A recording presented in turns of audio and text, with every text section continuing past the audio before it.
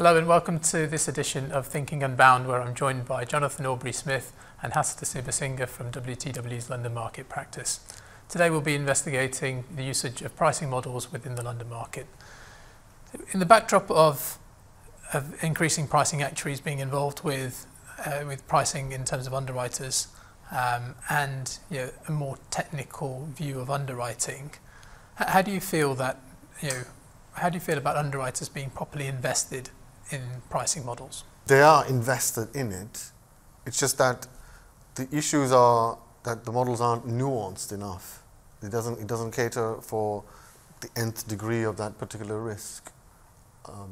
So there's if they're based on a spreadsheet model, because that's where everybody starts modeling, then it's easier to make those changes as they want it.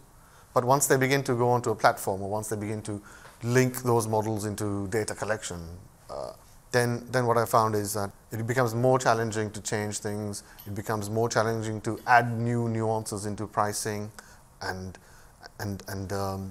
because the models don't change, then underwriters tend to move away from it, and they tend to move away into those little side calculations, which we don't want them to do. I think most underwriters are interested in investing in what the model may tell them. I think it does vary by complexity of risk. Yeah. I think when you get into some of the more complex classes with individual assets with significantly different profiles, the ability to capture that data effectively and price it effectively through the models becomes more challenging. And I think as such, underwriters are less engaged with what the model output might be telling them.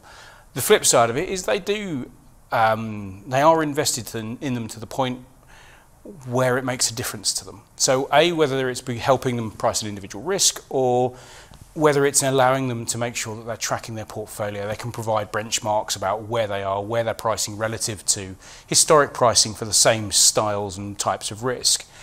The challenge I think we'll always have is the balance between the level of complexity of data input to allow for that nuanced model, because as the models get more nuanced, there needs to be some sort of additional data to feed that nuance.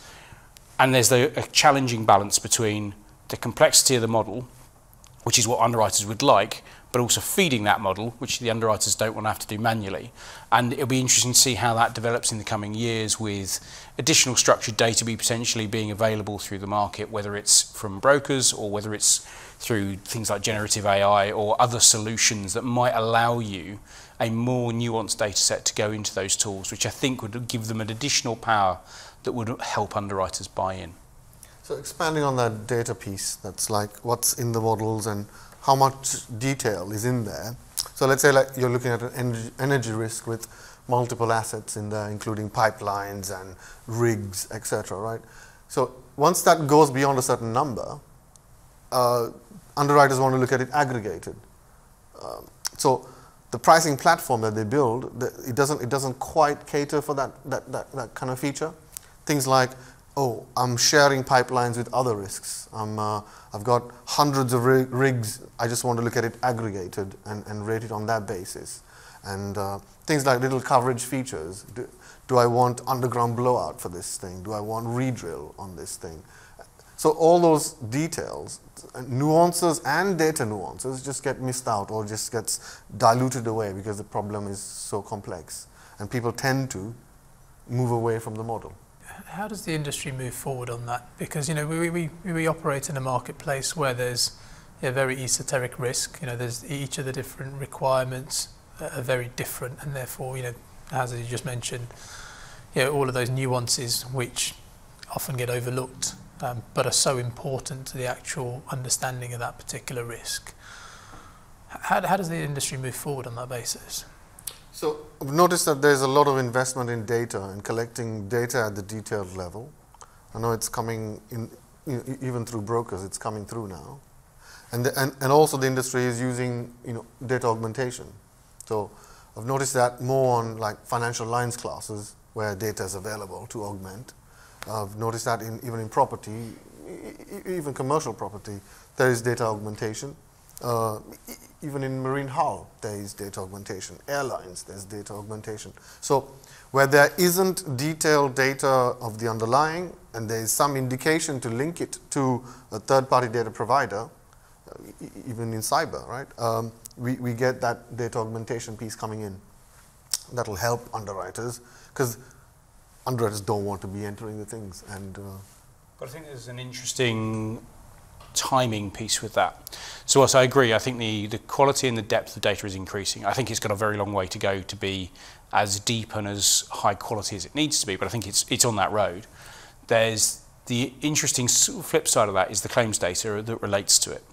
Because even if we turn around and go, so we're going to have an incredibly nuanced model, when we then get into a conversation about how we're parameterizing each of those individual items, and we don't have the high enough grain in the claims data to support some of those conversations, we can still create parameters, and then develop them over time, but it would be increasingly helpful to have that same high level of grain of capture in the claims environment, which, to be fair, the claims teams do a pretty good job with, but I think there is a way to go to be able to provide the level of nuance I think people would like.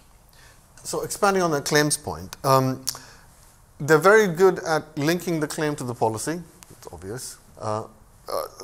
Somewhat better at linking the claim to the asset, right? But in terms of the little nuances, is it the pipeline or which pipeline it is from, or what element of coverage was triggered that caused that claim, that's kind of missing. I mean, okay, maybe 10 years ago you couldn't even link it to an asset, you could only link it to the policy.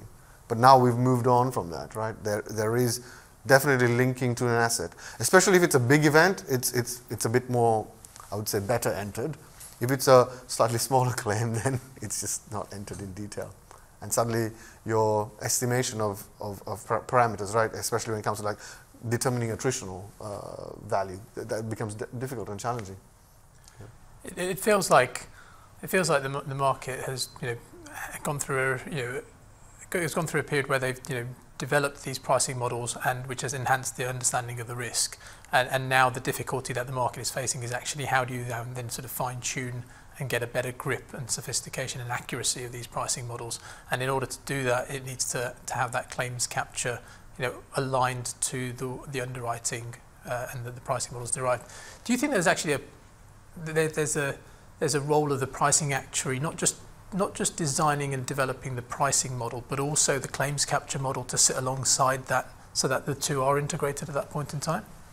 I think there is. I suppose the way I'd probably characterise it is I think there needs to be greater integration between what we're capturing on the underwriting side, what we're capturing from an exposure management perspective, and what we're capturing from a claims perspective.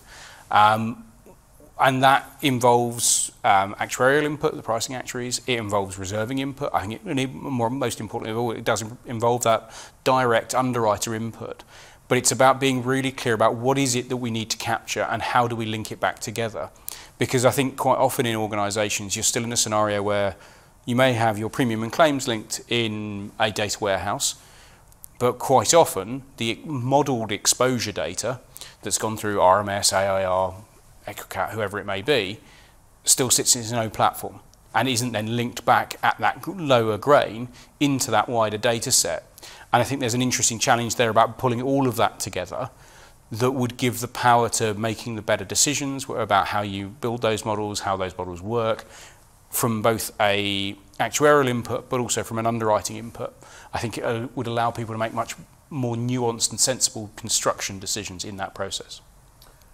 In that whole linking of claims into the data, I think historically what has happened is they do their claims data on the side, they have their exposure information on the side, and one fine day, 3 years later, pricing actuary comes in, tries to link it together, look at what the rates are, and to validate those little nuance relativities, right?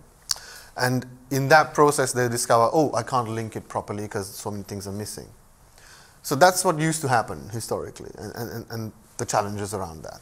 So recently, I think the market's moved on from that. So because they do portfolio management where things are interlinked, and they come to that conclusion of, oh, this element in claims information is not linked. They come to that conclusion a lot quicker because they got effective portfolio management, because they built those dashboards which show exposure information, and here's my claims, and linking it through, it happens. And if something is missing in terms of link, they identify it a lot earlier.